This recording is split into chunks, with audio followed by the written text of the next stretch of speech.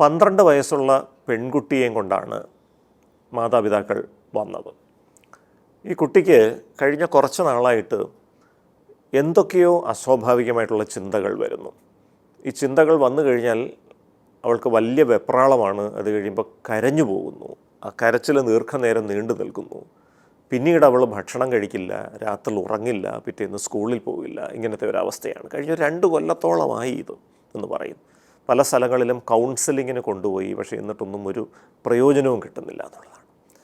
നമ്മൾ ആ കുട്ടിയോട് സംസാരിക്കുമ്പോൾ കുട്ടി പറയുന്നത്, എവിടെയെങ്കിലും മൊട്ടുസൂചി അല്ലെങ്കിൽ സേഫ്റ്റി പിൻ ഇങ്ങനെയുള്ള ചെറിയ മെറ്റൽ സാധനങ്ങൾ എന്തെങ്കിലും കണ്ടാൽ ഇവൾക്ക് പെട്ടെന്നൊരു ഡൗട്ട് വരികയാണ്, ഞാൻ ആ മൊട്ടുസൂചി വിഴുങ്ങിയിട്ടുണ്ടോ, എൻ്റെ ശരീരത്തിനുള്ളിലേക്ക് ആ മൊട്ടുസൂചി പോയിട്ടുണ്ടോ, ആ സേഫ്റ്റി പിൻ എൻ്റെ തൊണ്ടയിലേക്ക് പോയിട്ടുണ്ടോ എന്നൊരു പേടി വരികയാണ്.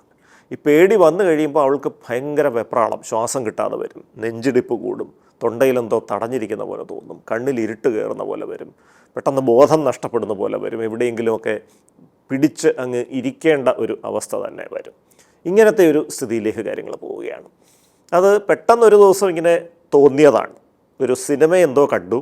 ആ സിനിമയിൽ മുട്ടുസൂചി പോലെയുള്ള എന്തോ ഒരു സാധനം ഒരാൾ വിഴുങ്ങുന്ന ഒരു രംഗം എന്തോ കാണാനിടയായി. ഒരു ഇംഗ്ലീഷ് സിനിമ എന്തോ ആണത്രേ. അപ്പോൾ അതിനെ തുടർന്നിട്ടാണ് ഈ ഒരു പ്രശ്നം വരാൻ തുടങ്ങിയെന്നാണ് പറയുന്നത്. ഇത് ഒബ്സസീവ് കമ്പൾസീവ് ഡിസോർഡർ അല്ലെങ്കിൽ OCD എന്ന് പറയുന്ന ഒരു അവസ്ഥയാണ്.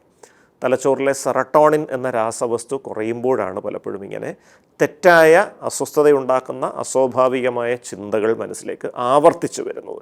ഈ ചിന്തകൾ ആവർത്തിച്ച് കടന്നു വരുമ്പോൾ വല്ലാത്ത ഉത്കണ്ഠ വരും. ഉത്കണ്ഠ മറികടക്കാനായിട്ട് മറ്റെന്തെങ്കിലും ആവർത്തന സ്വഭാവമുള്ള പ്രവൃത്തികൾ ചെയ്യുകയും വേണം.